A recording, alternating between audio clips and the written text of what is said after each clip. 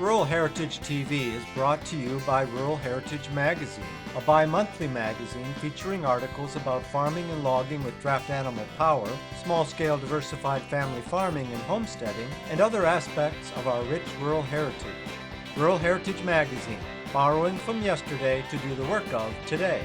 For subscription information, please call 319-362-3027 or order online at www.ruralheritage.com. Hi, I'm Joe Mishka. Welcome to another episode of Rural Heritage TV. About a year ago, Marci Miles sent us an email explaining her husband was building a barn to house some of his antique farm equipment and to host an annual event held at their western Colorado farm. I expected to find a small barn with a few plows, mowers, and cultivators inside. What I saw instead was something of a very different scale. If you like this video, help support our work by subscribing to our channel. Just click on the subscribe button below and you'll be alerted whenever we upload a new show. Matt and Marci Miles are passionate about sharing our rural legacy with people living in the area, and one of the ways they do that is by hosting an annual event with an unusual name. Captain and Cotton, that's our old draft horses. Captain and Cotton's Potato Dig and IT Festival. And IT stands for? Interesting things. They'd been hosting the Potato Dig for a few years before deciding to build the barn for the event, as well as serve as a venue for other community and educational functions. When we got there, most of the barn construction was done. All that was left was finishing up inside. This was built very smart. What do you call this? Is there a special name for this kind of construction? I don't know, it's post and beam. And on the barn we built up on the hill, we tried to cut the wood ahead of time and let it dry. But when it worked out, scheduling wise, we were literally cutting wood, green wood, while it was being installed. Sure. So we plated everything. Well, that construction type where everything is steel plates and bolts, it just worked well. So we're doing the same on this one. But this was all standing dead, so it was fairly dry. Standing dead and fairly dry, but so Fir. You said fir, right? It's Douglas fir. And why was it dead? Beetle kill. Okay. All right. I don't know this part of the country. And they're removing it. You pull the dead trees out for fire mitigation. So you remove all the dead, everything, and hopefully then it'll slow down the forest fires. So it's not authentic, but in the interest of speed and economy, and I have steel in my blood, that's what we did. Yeah. That's what we did. It is gorgeous. I mean, you know that. Joe, let's walk around to the other end. Anywhere you want to go. There is what you're going to say. There's almost, or right at 5,000 linear feet of 3/4 inch all thread bolts in this, 11,000 nuts. And how tall did it get, Matt? 53 feet. 53 feet from the top of concrete to the top of the ridge cap. Wow. So you make a lot of trips to the True Value hardware store. Oh my goodness. Well, Home Depot. Seriously? They get your iron They from don't even somewhere want me else. in there anymore. They just deliver it. They don't want me in there. So we'll do, literally, this is where we used to do the potatoes. Right here is where we would set up the tents. All right.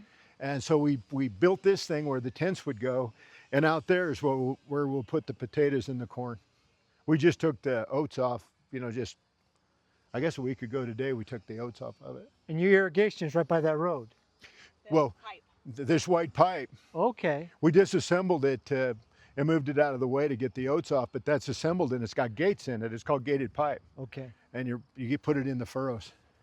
Now, the potatoes have to have rows because of the way they grow, and the corn has to have rows because of the way it grows.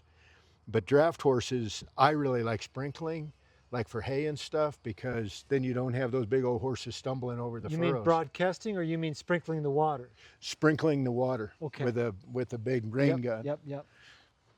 But Because then you don't have the what? You don't have the rows. You don't have the... Well, when you're turning your team, Yeah. they stumble over those big rows. Okay.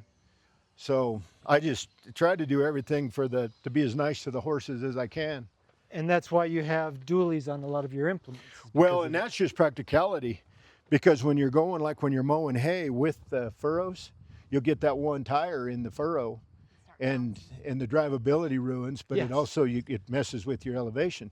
If you've got the dual wheels, you ride over the corrugates. Gotcha. I fly places, and like, pick a place, Sioux City, and you'll get out there in those quaint little fields that they've got kind of steep and surrounded by trees, and I'm like, oh, I'd like to have one of those for my horses. Oh, you know. Yeah. We're stuck with what we have here in the West. When building his barn, Matthew Miles kept a number of requirements in mind. For example, he wanted to install a hay track and trolley system to bring in loose hay, and so had to accommodate a larger opening to allow the hay to pass through. And you measure, and you know it's only whatever, 15 feet or whatever to the bottom cord of the truss. So then we start thinking, well, we got to do something to elevate that hay track, and that's where the hammer trusses came from, to get as much vertical as you can underneath the hay track. So a regular truss would be coming straight across. A traditional truss would have what's called the bottom cord. Yeah. Or you could have a scissor truss or a variety of things, but this is the way to maximize the headroom. And you can see how the weight transfers through here and through here to there. Yes. So, and then half your span. Right. And then of course back to the overbuilt. I'm not an engineer, but I think it's strong enough. Yeah. There isn't any thin wood in here. No. 1.1 is the thinnest thing we sawed, but I see that. most of it is. The verticals are 10 by 10s, 10.25 by 10.25. Everything on the first floor horizontally is 10 by 14 deep. And then above that, everything is 10 inches by 10 inches horizontally. So the building's primarily 10 by 10s.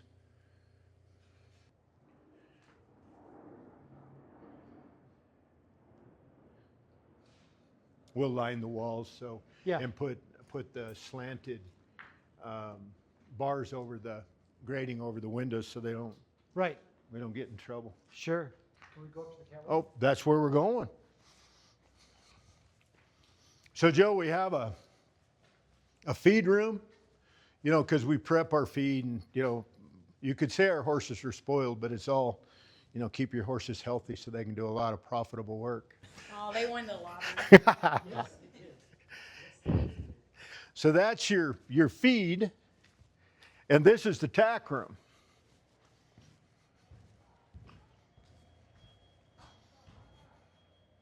So we'll get this all upfit with the different parts and pieces.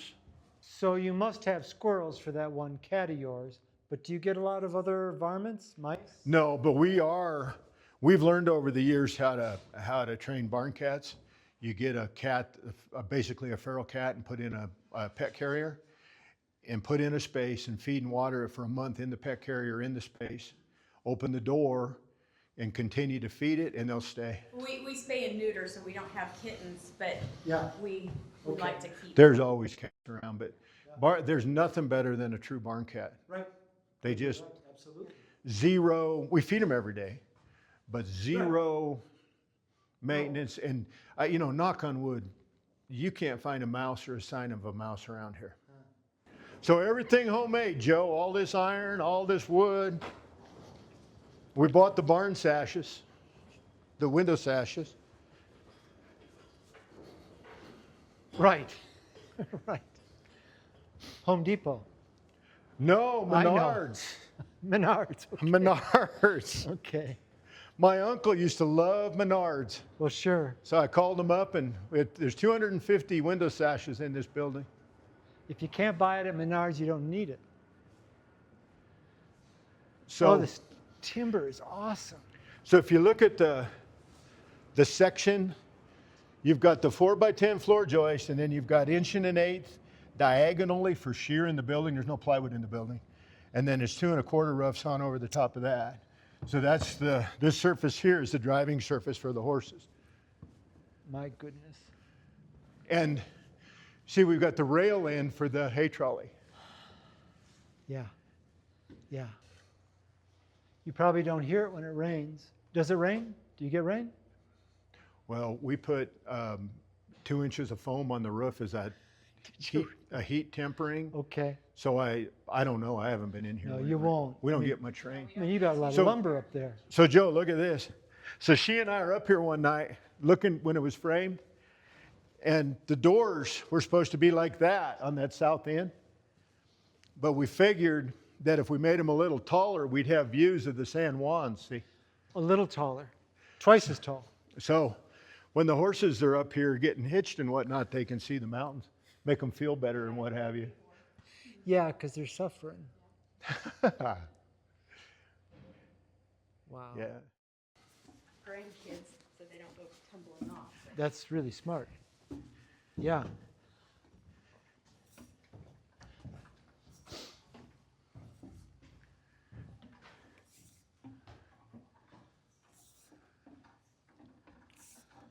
What's your longest beam? What's your longest tree?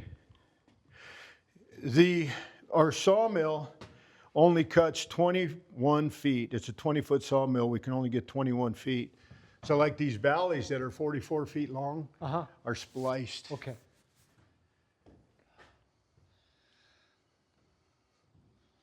Is it overbuilt? Is it? Well, you mean like, is it stronger than it needs to be? Yes, sir. Yeah, because I'm not an engineer, so instead, yeah. I mean, you don't do anything halfway. Well, we made sure it was strong enough. You're not taking any shortcuts. I didn't mean that disparaging. No. Well, you need the presentation, right? Yeah, but you can do a presentation with veneer. I mean, this is solid stuff. But see these, Yeah, yeah. and then these chains just Perfect. hold them up. You open them up, and you get a draft going through here like you can't believe. It's like a whole house fan. Yeah. It is terrific. I mean, down below, it was very cool. We walked out of that hot sun, and it was really cool down there. This catwalk is terrific. It's difficult to get scale when you're photographing. Yeah, it doesn't really turn out. It never does. Shooting a tree, shooting horses skidding along uphill, it never looks as steep as No. it is.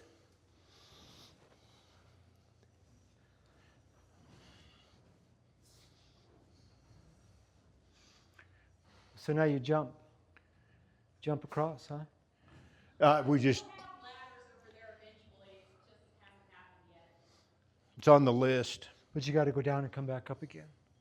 Yeah. Actually, what I'd like to do is I'd like to cut in a genuine ship's ladder so you can just scurry up and not have to cross the railing. But we got lots to do. You've got a lot done. Oh my God. How much board feet is in here? 200. Well, we cut to 200,000 and thought we had enough, and we ended up sawing up 3 more semi-loads, which is 6,000. So 218,000 feet. Oh my God. And because of where you are, it goes unpainted, correct? Right. We won't do anything. Yeah. Now, the white cast on it, we mixed up. Boric acid is not only a preservative for wood, but it's a fire inhibitor. And we mixed up 1,000 pounds of boric acid in 1,000 gallons of water and doused this thing inside and out with the boric acid, so we fireproofed it with that, and then we put the fire sprinklers in. Yeah, yeah. So hopefully, and the boric acid, boron is an element, so it's stable on the inside of the building. So we think we have, but that's what the white cast is on the metal, and okay, you can and see the wood it. kind of has a. Okay, sure. So the iron will be unpainted. You don't worry about rust because it's dry air. Right. So there is no finish. What you see is finished. We'll be adding stuff to it, but there won't be any finishes.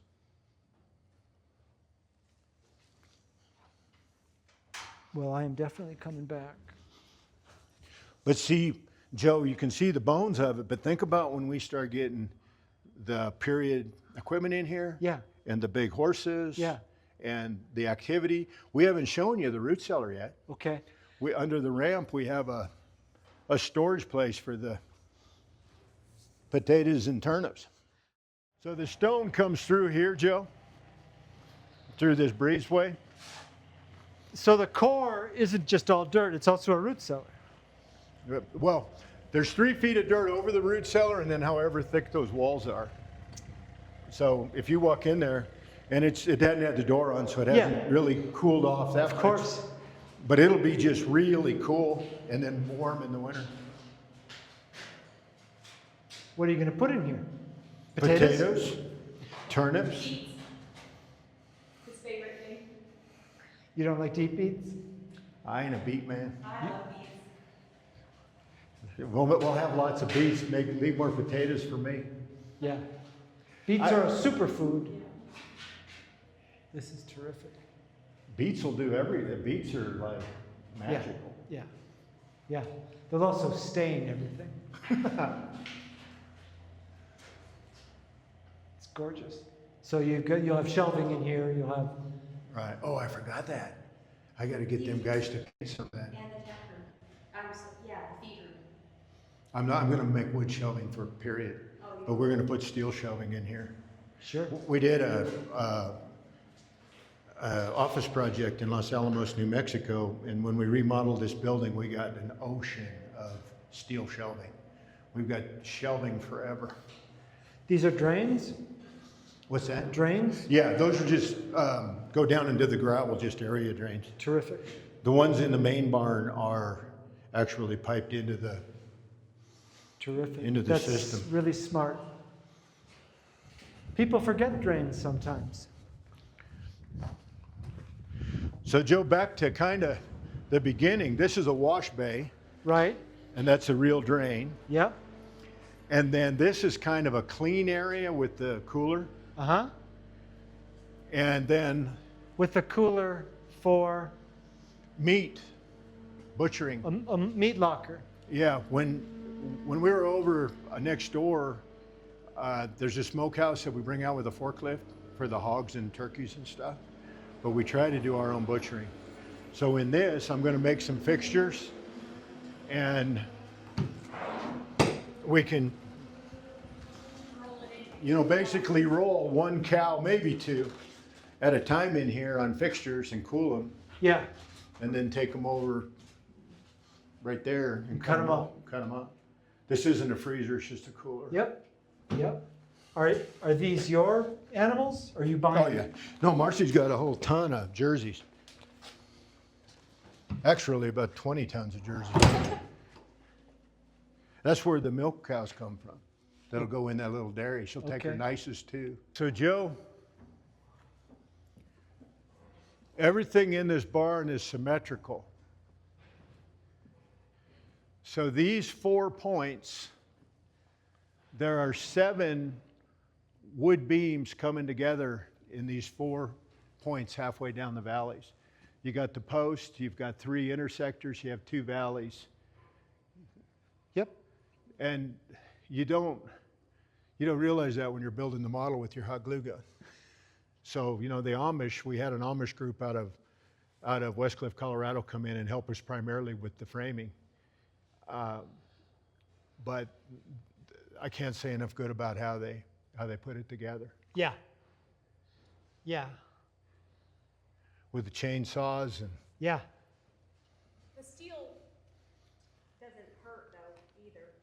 well, it's not authentic. The downside of the steel is it's not authentic. The upside of the steel is it's a lot easier to put together. Yes.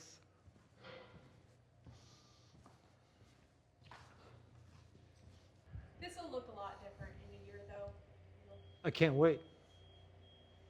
Well, all period, all done. Horses, tie stall with a team in it. I believe you. Little horses looking at you. We'll put some windows in so the ponies can be looking at you. Milk cows right here, laying down, chewing their cuds. You guys are little kids. Manure.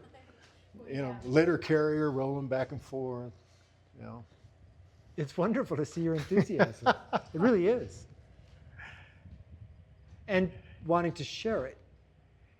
To friends and family, you know, we're not any way, shape, or form going to have this open to the public. No, I know. That said, special events, and we don't know what we're going to do, and it won't be this year at Christmas, but Christmas time is when you can really, people are looking for stuff to do. Yeah.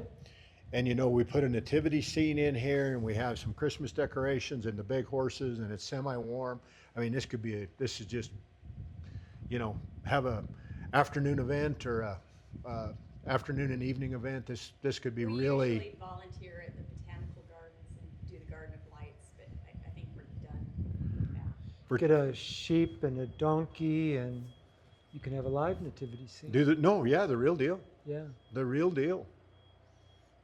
The real deal. And you know, just for a very short period, 4 hours. Or 4 hours in it, you know, we do this botanical garden thing at night. They call it the Garden of Lights. Yeah. And it's just brutal on us drivers out there, which, Yeah. you know, we expect. Right. But people don't appreciate, and, you know, and that's fine. It's the fun has gone out of it. But the general idea can be done in a more focused. Yes. And, you know, I like that. What's that guy's name? Olaf? The snowman? Yeah. The cartoon character? Yes, off of Frozen. Right. So we're driving our horses through the Frozen scene with Olaf, and it's just too, you know, Joe. I'm not a Too commercial. fundamentalist, whatever. It's too commercialized. Let's quiet it down. Right. Quiet it down. Let's Right. do it for one afternoon. Right. Let's have the real deal. Lots of people participating. Yeah. Just like the potato dig, but the potato dig just gets out of hand. Oh my God. This program is available for purchase. To order your copy, please call 319-362-3027 or visit www.ruralheritage.com. Rural Heritage is a bi-monthly magazine dedicated to draft animal farming and logging, as well as other aspects of our rich rural heritage. It is published by Mishka Press, which also offers a complete line of back-to-the-land books, DVDs, and calendars. Call or write for a catalog or subscription information, or visit our website at www.ruralheritage.com.